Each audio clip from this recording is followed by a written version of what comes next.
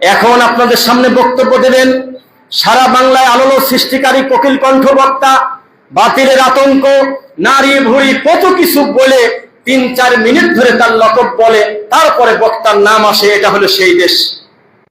আর জান্নাতি মানুষের নামের আগে কোনো লকব নেই। কি জবাব দেবেন? উত্তর দেন। আমাদের সাহেবদের নামগুলো নিয়ে আসেন।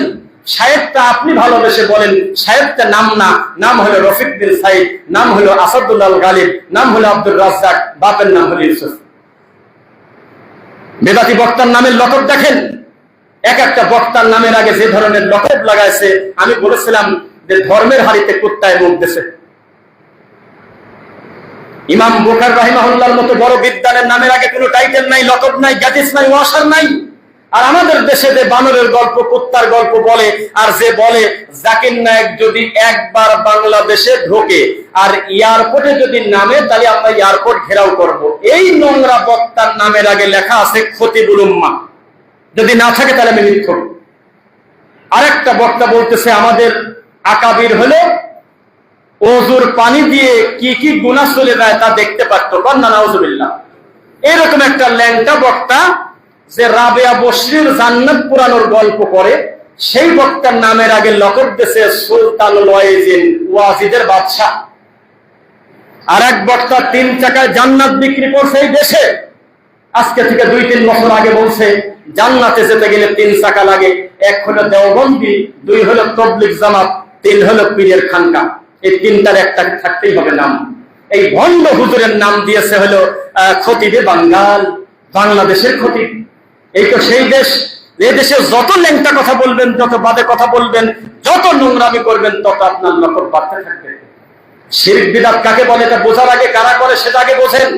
এই দেশে সঠিক দিন ধর্ম পেলে আপনাকে নিশ্চিত করতে পারি, মন খারাপ করবেন না, আপনাকে বিশ্বাস রাখতে হবে আহলুল হাদিসরাই এই জমিনে ইসলামের পাহারাদার। তারাই শিরক আর বিদআত, তারাই তাওহীদ আর সুন্নাহ পার্থক্য করতে পারে, তারাই সঠিকটা আপনাকে বোঝাতে পারে। বাদ বাকি লোকজন কিছু ভালো কথা বললেও মোটামুটি ঘুরিয়ে পেঁচিয়ে আবার তার আকাবিরের দিকে আপনাকে নিয়ে যাবে।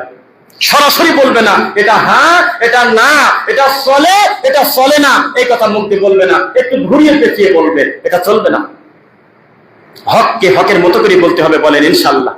সাবধান, সাবধান করে বলছে আপনাদের, আহলুল হাদিস কিন্তু বাপদাদার ওয়ারিস সম্পত্তি না। বুঝতেছেন না? মনে হয় বাপদাদার ওয়ারিস সম্পত্তি না। যে অন্যায় যাই করি আমিন তো জোরেই বলি, সাবধান, এটি একটি সুন্নতি আমল। মরা পর্যন্ত জোরে আমিন বলা ছাড়বো না, রফলে দেন ছাড়বো না, মুখে হাত বাঁধা ছাড়বো না, পায়ের সাথে পাও মিলানো ছাড়বো না, কোনো দিনও নবীর সুন্নাহকে ব্যঙ্গ করবো না। কিন্তু এগুলোর থেকে, সুদ থেকে বেঁচে থাকা তো আরো বড় বিপদ। জিনা, মানুষের হক নষ্ট করা, অন্যকে গালিগালাজ করা, প্রতিবেশীকে কষ্ট দেওয়া, স্ত্রী সন্তানকে মারধর করা, এগুলো ছোট পাপ না বড় পাপ? এগুলোর ব্যাপারে তো আমাদের সচেতন হতে হবে। হবে কিনা বলেন? সামাজিক জাহেলিয়াত, ধর্মীয় জাহেলিয়াত, দুই ব্যাপারে আমরা সচেতন থাকার চেষ্টা করব। আল্লাহ তুমি আমাদের সকলকে দিনের জন্য কবুল করো।